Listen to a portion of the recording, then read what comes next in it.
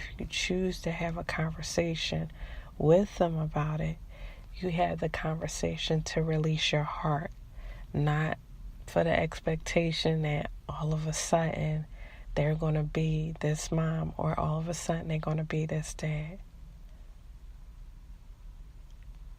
It's not the case. It's not the case. And when you realize that, you allow yourself to be free. Free. Free. Free. To not only be free for love from others, but mainly free of love to love yourself. Because holding that unforgiveness in your heart towards your guardian or your parents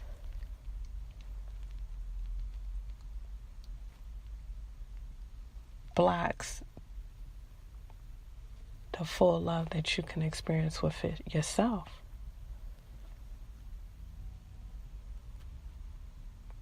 I learned early in life at 21 the power of forgiveness. And people misconstrue it. And this all goes under the topic of love. And then, if I don't get to the parts of the language, different languages of love, and then the different realms of love, it's okay. I always do a part 2, part 3, part 4. I chew on it as much as possible until we get all that we can out of each topic. But back to what I was saying. I learned early what forgiveness is. True forgiveness is admitting that you were hurt and your feelings that you felt around that hurt that hindered you from connecting with that person. Actually vocalizing it to yourself, vocalizing it to that person, and saying, I'm sorry. Yeah, it gets deep. And then, I forgive you. Hand in hand. It's a release. That release is so big. It makes your heart so much lighter. And so, true forgiveness is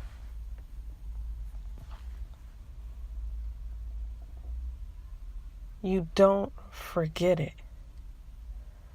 You forgive the person, and then you remember the offense to build healthy boundaries.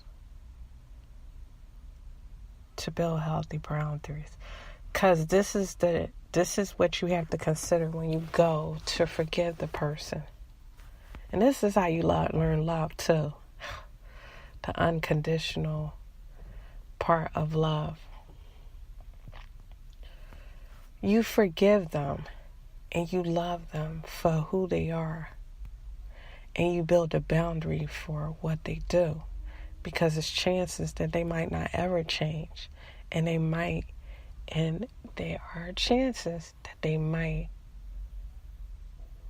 cause the offense again. So to protect your heart, to guard your heart with all diligence, it's only fair to have a healthy boundary up so that you protect your heart. Don't put that much power in a person that has already hurt you in that area to actually anticipate and expect them to do certain things that they were never capable of doing.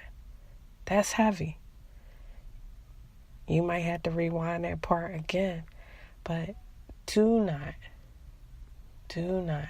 just walk around, forgive and forget. No, you forgive. That means you don't bring it up again.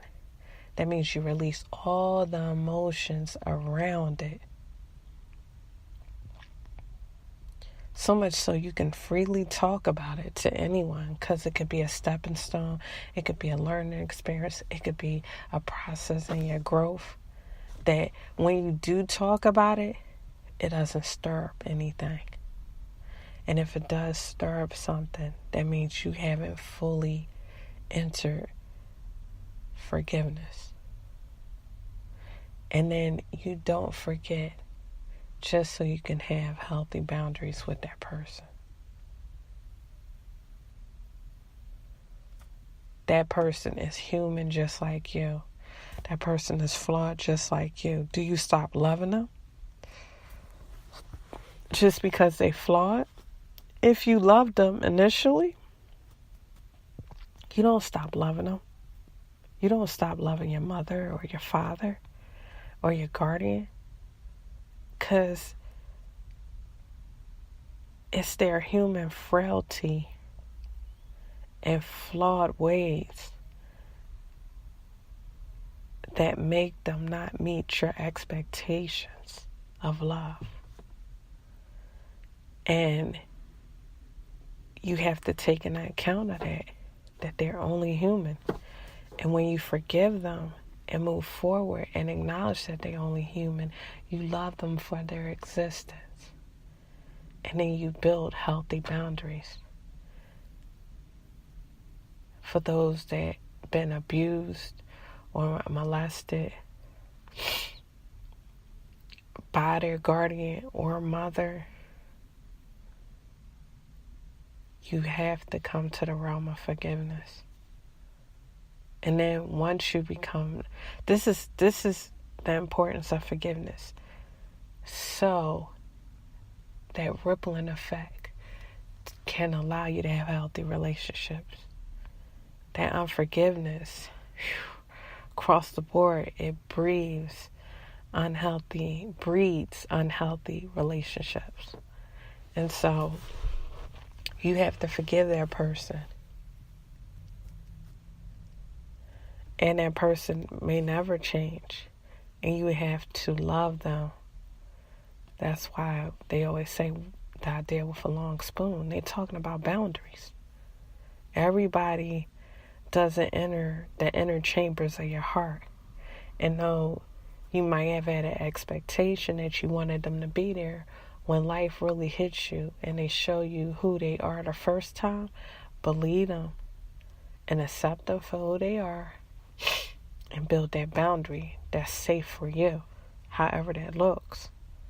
What everybody else taught to them every day, what everybody else didn't go through, what you went through with that person. And so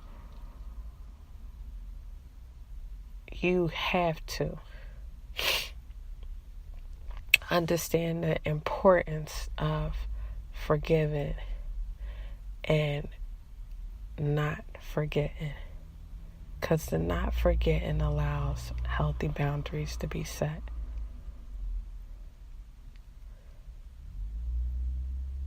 And because those boundaries are set, you guard your heart in a more healthy way, that you focus on building rapport with people before you allow people to get into the innermost chambers of your heart. That's when it becomes key. And you only know who deserves to be in the inner chambers of your heart based on the rapport you built with them. Some people are you'll find that they are good and cool to be with on acquaintance level. Then casual connections. Then high and buys, they don't even get titles. You just see them. And that's only for the safety of yourself. And then friendship. Friendship is a very heavy label to hold. Very heavy. So you got to be mindful. Then lovers, then companion, then husband, then wife, then partner for life. All of those labels define how intimate they are in the innermost chambers of your heart. So forgiveness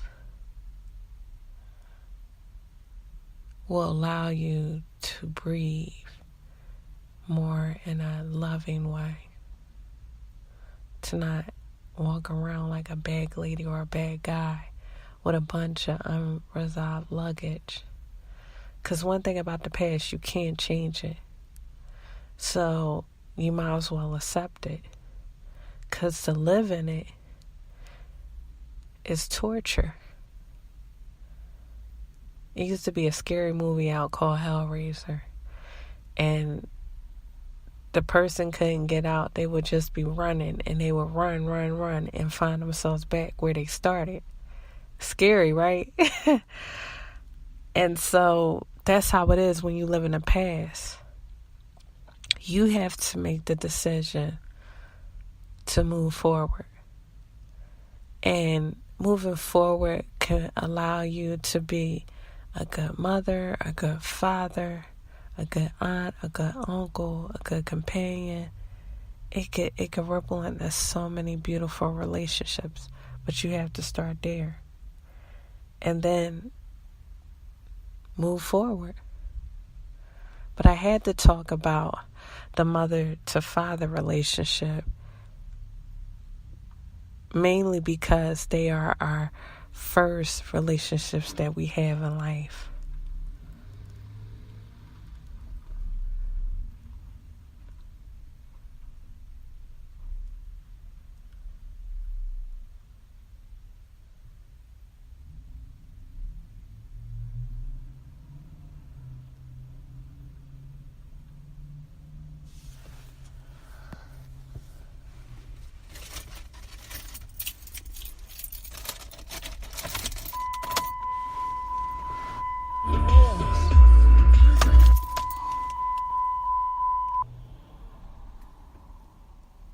Sorry for the interruption.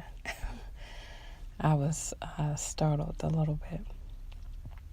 So,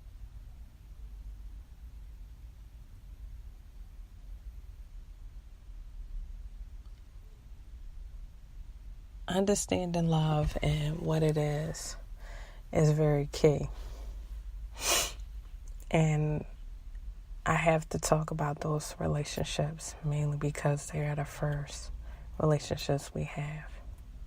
And then we have siblings and cousins and aunts and uncles, and they can be treated the same way that we understand our relationships with our guardian and with our parents. And you learn to not have so many expectations from people, mainly because you realize we're all human and we're all flawed. There is no one's perfect. No one has reached a point of perfection.